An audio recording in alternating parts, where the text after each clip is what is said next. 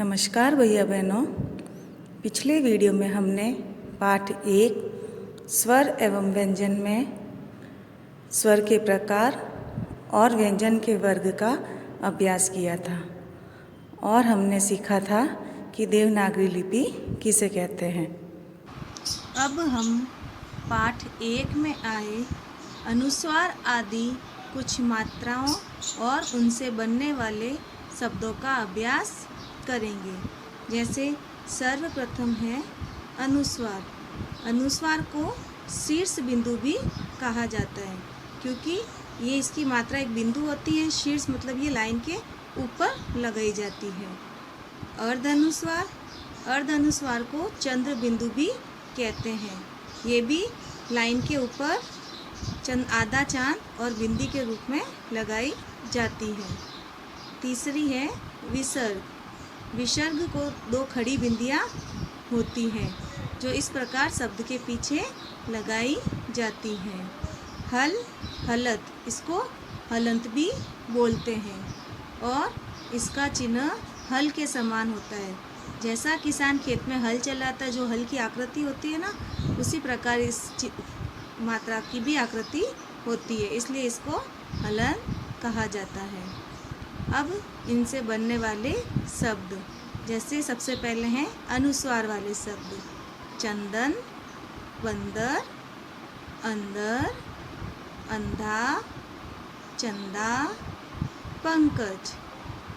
अर्ध अनुस्वार वाले शब्द 5, सांच, चांद, माँ, जांच, आँख। विसर्ग वाले शब्द नमः, प्रायः, प्रातः, छः, अह। हल, हलत वाले शब्द महान, परम, विद्वान, श्रीमान। अब हम कुछ पाठ के अतिरिक्त इन शब्दों का और अभ्यास करेंगे। अब हम कुछ अनुस्वार शीर्ष बिंदु शब्दों का अभ्यास करेंगे।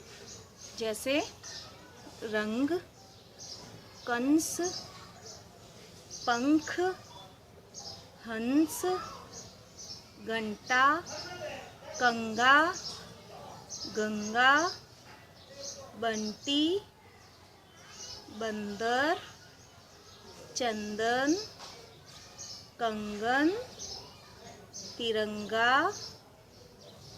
गंगाजल, चुकंदर, घंटाघर, मंगलवार। अब हम कुछ अर्ध अनुस्वार चंद्र बिंदु वाले शब्दों का अभ्यास करेंगे।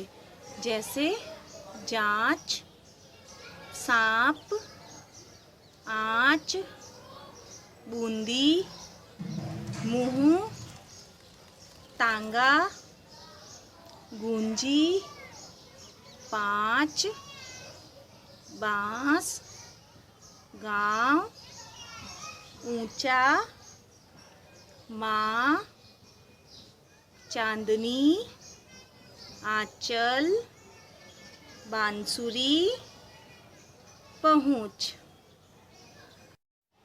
अब हम विसर्ग 2 खड़ी बिंदियों वाले शब्दों का अभ्यास करेंगे। जैसे छह, अतः, प्रातः, पुनः, प्रायः, अधः, मूलतः, स्वतः, फलतः, क्रमशः, कोटिशः, दुख, तपपूत, अक्षरशः, संभवतः। अब हम हल, हलत, हलंत शब्दों का अभ्यास करेंगे। जैसे महान, श्रीमान, परम, विद्वान, बम, सन, जगत, अंतर, कीर्तिमान। अभी हमने कुछ अनुस्वार वाले शब्दों का अभ्यास किया था। अनुस्वार मतलब शीर्ष बिंदु, जो ऊपर लाइन के ऊपर हम ये बिंदु लगाते हैं। तो कई बार हमें जब कक्षा में दीदी या भैया जी पढ़ाते हैं तो हमें वो बताते हैं कि कुछ शब्द ऐसे होते हैं जिनको हम दो प्रकार से लिख सकते हैं। तो अब हम ऐसे कुछ शब्दों का अभ्यास करेंगे जिनको हम दो प्रकार से लिख सकते हैं। जैसे सबसे पहला है घंटी। घंटी के अंदर आधा ण जो आया है, इसके स्थान पर हम ग के ऊपर अनुस्वार बिंदी लगाकर घंटी इस प्रकार लिख सकते हैं। दूसरा है बंदर। बंदर में जो ये आधा न आया है, इस आधे न के स्थान पर हम ब में अनुस्वार लगा के बंदर इस प्रकार लिख सकते हैं। तीसरा है पंकज। पंकज में ये ण आधा और इसके नीचे क, तो इस ण और क के स्थान पर हम प में अनुस्वार लगाकर पंकज इस प्रकार भी लिख सकते हैं। चौथा है पंच। पंच में भी ये जो आधा ण आया है, इस आधे ण के स्थान पर हम प में अनुस्वार लगाकर पंच इस प्रकार लिख सकते हैं। पांचवा है पंचायत।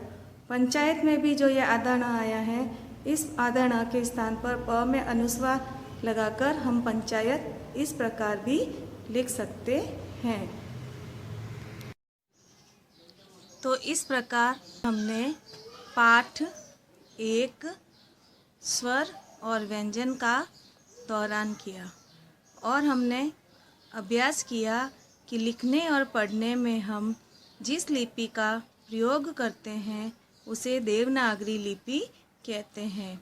और हमने सीखा स्वर 3 प्रकार के होते हैं, ह्रस्व स्वर, दीर्घ स्वर, मिश्रित स्वर।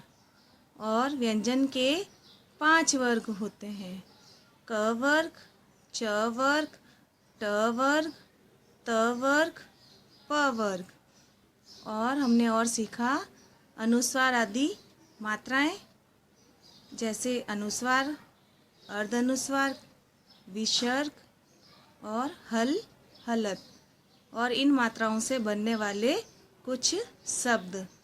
और अंत में हमने सीखा कि कुछ शब्द ऐसे भी होते हैं जिनको हम 2 प्रकार से लिख सकते हैं।